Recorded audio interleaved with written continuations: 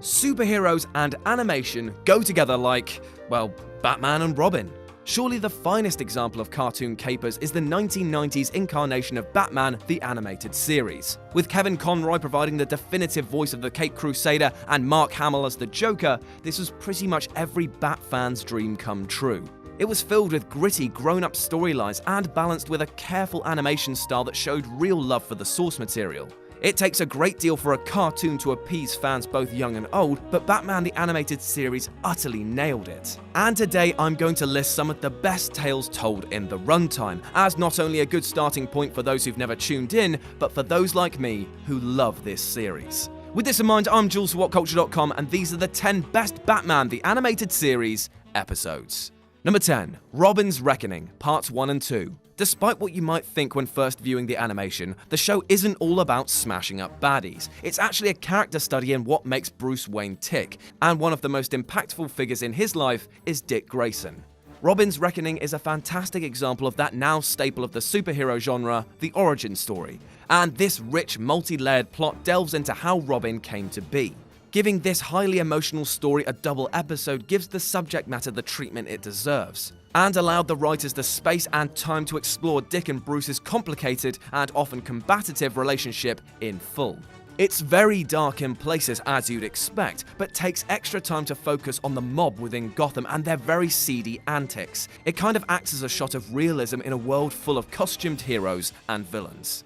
Number 9. The Clock King. The Clock King is one of DC's stranger villains. Sporting no superpowers or special abilities, his real villainy lies in his obsessive desire for timekeeping, which I know still doesn't sound scary, but trust me, you should be afraid. So why is this episode featured here? Well, for two reasons. Firstly, it's a fine example of the series reaching out to the very corners of Batman's villain's vault. Secondly, it's just a really great episode in its own right. The Clock King's story is full of tragedy and unfairness, to the point where you would arguably understand his desire for revenge, although I would say that doesn't excuse him from causing rail crashes. It's tense in all the right places and acts as a brilliant little tale of how society failing its civilians can cause them to snap.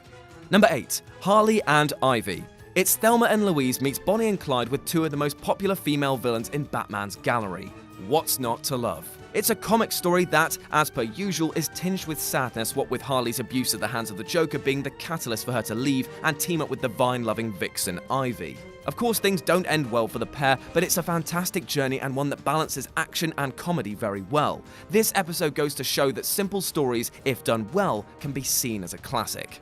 Number 7. Birds of a Feather. Birds of a Feather is an offbeat tale which focuses on the Penguin. After getting his beak bent by the bats time and time again, Cobblepot attempts a reformation act and tries to return to high society. Turns out though that he's been left high and dry and all his friends have abandoned him. However, a chance phone call by a wealthy socialite could be his way back to the top, or at least it would be if it weren't a ruse by the woman to keep herself in the spotlight. It's a rather poignant jab at social standing and makes you feel quite sorry for the Penguin as he's laughed at and mocked by members of the elite he thinks he's part of. Emotionally rich storytelling at its finest. Number 6. The Man Who Killed Batman.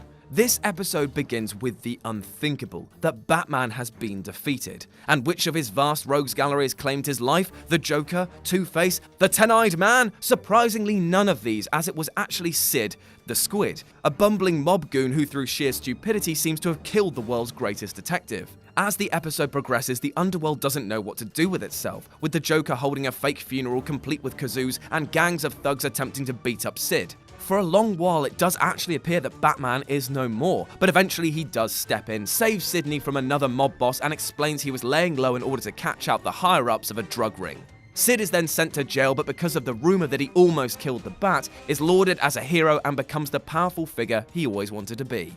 Number 5. Beware the Grey Ghost. A lovely episode this, offering a deeper look into Bruce Wayne's past and how a show called The Grey Ghost shaped Batman's persona. During the course of the episode, Batman meets with the actor behind the Grey Ghost, and the pair form an immediate bond, with Batman showing his softer, more human side. The pair then set out to solve a crime which bears an uncanny resemblance to an episode of the show. Yet the real hook of the story isn't about the crime, but about the emotional bond between the actor and the Dark Knight. Wayne openly confesses on how much of an impact the Grey Ghost had on him as a child and how it formed his desire for justice. It gives a much deeper insight into the man under the cowl and humanizes him a great deal, something which other forms of Bat media often forget to do.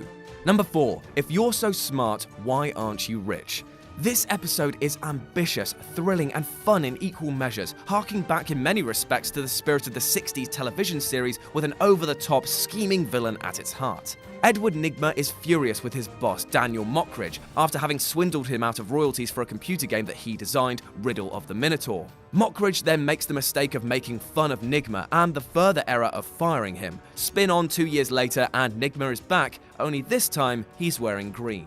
The rest of the episode plays out in one of the Riddler's intricate puzzles where Batman and Robin must make their way through a full-scale version of the computer game to try and save Mockridge from a grisly death. As you can imagine, it's jam-packed with action. There's even a lovely moment at the end where Batman nonchalantly talks about the Riddler's escape. He comments on Mockridge's cruelty and almost suggests that he deserves punishment for his treatment of Nygma. This, coupled with the image of Mockridge stricken with paranoia at the end, is almost the perfect revenge for the conundrum criminal. Number 3. POV. Centering around an internal investigation, 3 police officers are being quizzed as to what happened in a failed sting. $2 million has gone missing, and the implication is that one of them, or more, is on the take. The way this story unfolds with new events being changed based on new information and images going against what the officers are saying creates a tense and thrilling situation. It doesn't pander to the audience either, keeping you guessing right up until the end and teaches you that not all of Batman's villains are on the wrong side of the law.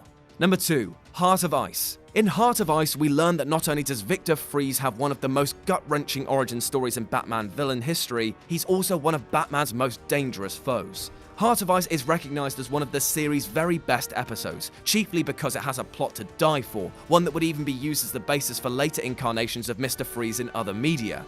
Of the many villains for which the lines between good and evil are blurred, Freeze is surely the benchmark. Turning to a life of crime in order to find a cure for his dying wife, Heart of Ice poses questions to the audience of morality and wrongdoing, asking how far you would go to save your loved ones, and how you would react to others acting in this way. For us, we see Batman is moved by the villain, and acts as a reminder that the Dark Knight doesn't always see things in black or white, good or evil. And number 1, Almost Got Him. If you're looking for an episode that shows the ambition of this series, then Almost Got Him is surely its masterpiece. It's always fun to see supervillains casually interacting with each other, and the setup here is a friendly game of cards between the Joker, the Penguin, Poison Ivy, Two-Face, and Killer Croc, who all swap stories of how they almost beat the Batman, and exchange theories about who they think the man behind the mask might be. The concept allows for the action to flow at breakneck speed as each of the tales plays out on screen. There's a lot of humor too, my favorites being Killer Croc's short tale about how he threw a large rock at Batman, and the cutting exchange between Two-Face and Poison Ivy about how they used to date. Then just as you think the episode couldn't get any better, there's a late great plot twist and suddenly the scene goes from comical to tense and action-packed. It's easy to see why this episode is considered amongst fans to be the best this series had to offer.